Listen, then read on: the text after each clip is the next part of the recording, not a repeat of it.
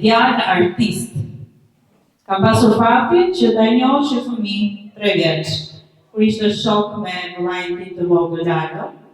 Dhe njohja me të tani në këtë stadë të jetës së tij ishte një kënaqësi për mua dhe për shoqatën e gjatë, sepse ai është bashkuar së fundmi kauzës tonë. Le të ndjekim klipin e tij dhe shtoj pastaj në fjalë.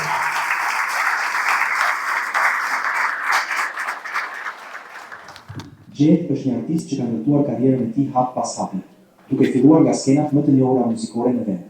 Ai u bë i njohur fillimisht në The Voice of Albania, ku zëri dhe prezenca e tij sfikatën më njëherë. Më pas mori pjesë në X Factor 5, duke treguar një rritje të dukshme artistike dhe interpretim të pjekur. Në vitin 2019, Gjet debutoi në Kënga Magjike, ku fitoi vlerësimin e publikut për origjinalitetin dhe emocionin e tij.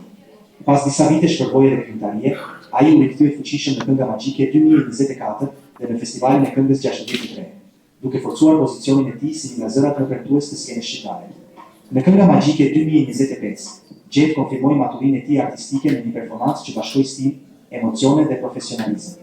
Sot, ai konsiderohet si një artist që jeton muzikën me pasion dhe që vazhdon të evoluojë në çdo hap të karrierës së tij. Gjithashtu kontribuon në organizimin e televizionit ITV. Ndiqni fjalimin e tij.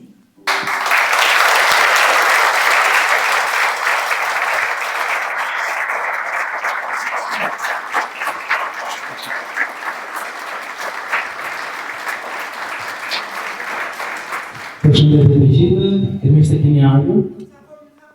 Unë jam Jesmir Kanani, ose ndryshe Gjet. Ju mendoni se unë sot do këndoj, por jo, unë sot do flas për eksperiencën time në Iran.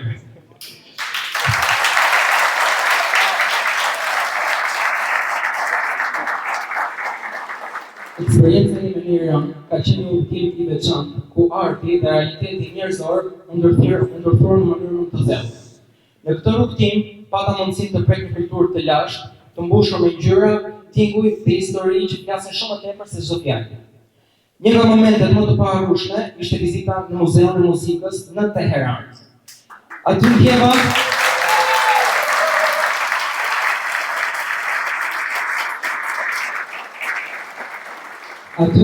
fuqinë e artit iranian, instrumente që mbartin shekuj historie, melodi që të çonin në një dimension tjetër, ku muzika bëje urë midis njerëzve, feve dhe gjeneratave.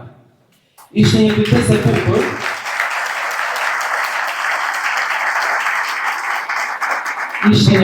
bukur se arti, pavarësisht kufive dhe ideologjive, vetë quha më e sinqertë që lidh njerëzit me njëri tjetrin.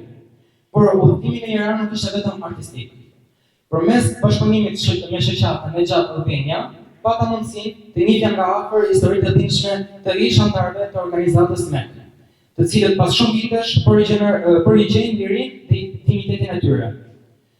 Këto rrëfime më prek në thellë, sepse pas çdo historie qëndronte një shpirt që kërkonte dritë, një njeri që donte të jetonte sërish.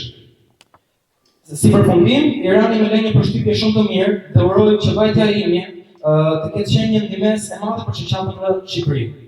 Do përpiqem shumë të suportoj si komunitet që të arrijnë misionin e tyre për të integruar në Shqipëri dhe të jenë sa më pranë shtetasve shqiptar.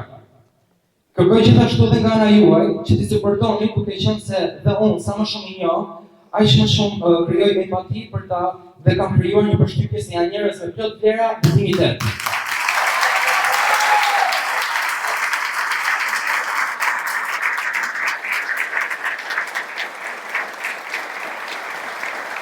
Gjithashtu, nuk duhet të harrojmë të falenderojmë dhe të përgëzojmë Ajdon Surollarin për punën e faloshme që ka bërë dhe vazhdoj të kërkoj për ta ngritur këtë shoqatë në nivelin që është sot dhe për integruar këtë komunitet që zëri i tyre të dëgjohet. Dhe fajti kjo gjë është bërë.